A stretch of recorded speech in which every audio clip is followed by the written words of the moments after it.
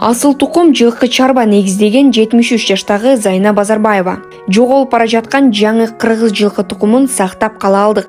Базарбаева Зайна 1952 Ош облусунун Өзгөн районуна караштуу Мырзаки айылында төрөлгөн. 6 баланын энеси. 1997 үй бүлөсү менен биргеликте Касым Ата жылкы чарбасын негиздеп, бүгүнкү күндө 100дөн ашуун жаңы кыргыз жылкы породасындагы жылкыларды багып келишет. Бул жылкылар тоо шарттарына ылайыкташып, туруктуу, суукка чыдамдуу болуп, спорттук жарыштарга өзгөчө жарамдуу келет.